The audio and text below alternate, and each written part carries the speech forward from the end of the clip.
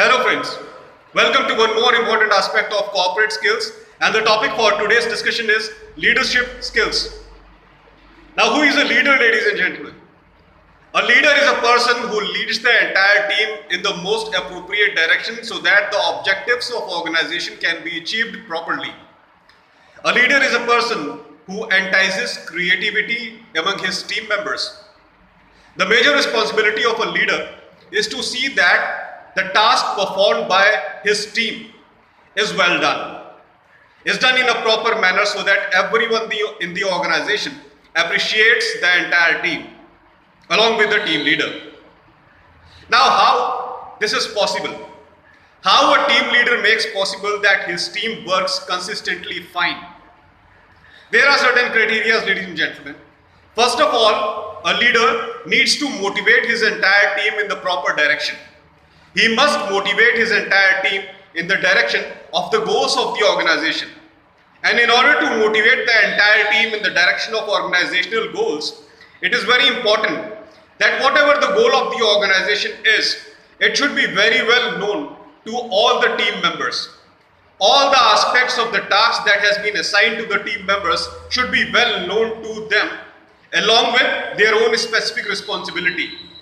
As I always say, team members should not only be aware of their own specific responsibilities, they should be aware of everything happening in the industry. How the task done by them is ultimately going to affect the organization. How the task done by them is ultimately going to provide benefits for the organization, and what are those benefits?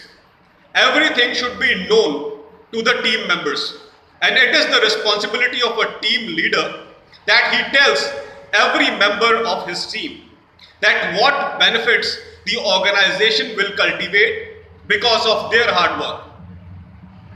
He must ensure that every member in his team is aware of all the working processes inside the industry.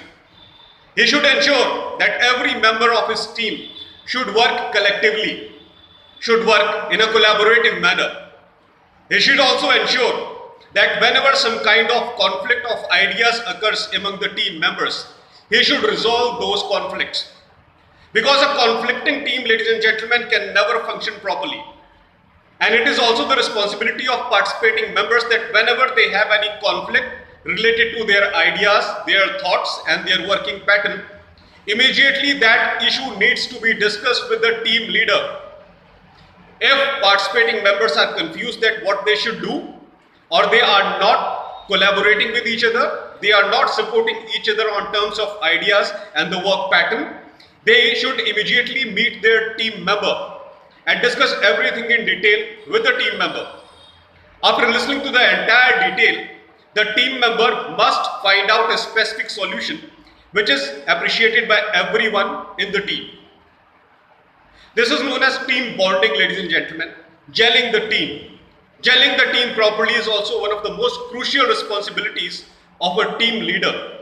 If the team is not gelled, by gelled I mean to say that the ideas and the thought process of every team member should be same.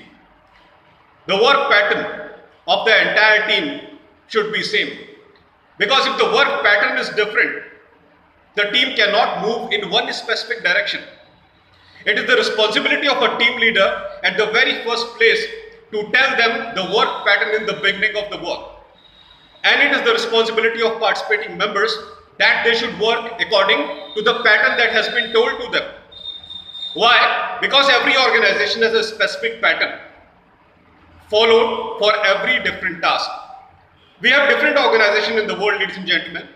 Wipro, HCL, iGate, Patni, TLC. Lots of organizations are there. And each organization is doing similar kind of task. But still, what is the difference?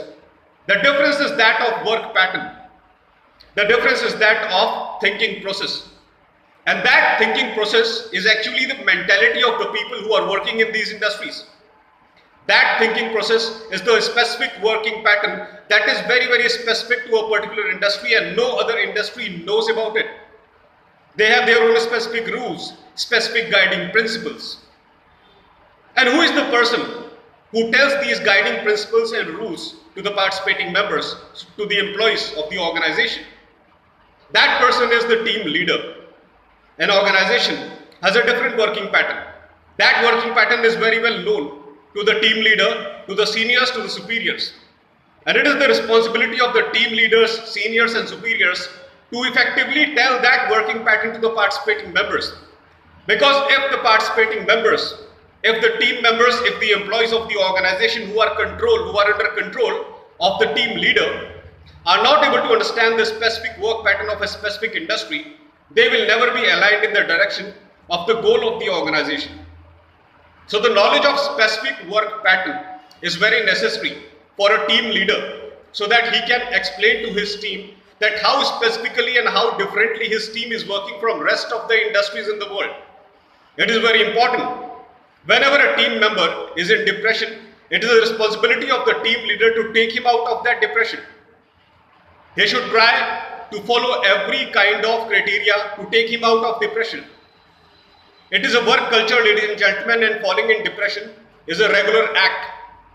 If a person falls in depression, the team leader must try to find that what is the main cause of depression, why the team members are not interested in working. He must find out the real reason and then try to motivate that team member in a positive direction so that he again regains his energy and works properly for the organization. There are many criteria for it. He may be assigned holiday for a certain period of time. He may be given a specific training session to motivate him and change his mental ability. There are lots of counseling facilities also inside the industries, ladies and gentlemen. And the team leader must make a proper use of all these counseling facilities to entice new creativity and knowledge among the team member so that he regains his power and knowledge to work properly for the organization. This is very important, ladies and gentlemen. If the team leader is effective, only then the entire team will be effective. So that is what I wanted to tell you today. I hope that today's session of mine is as important for you as my previous session. Please subscribe my channel ER Piyush Pandey Trainer B.Tech MBA for continuous videos in future. Thank you very much, ladies and gentlemen. Thanks a lot.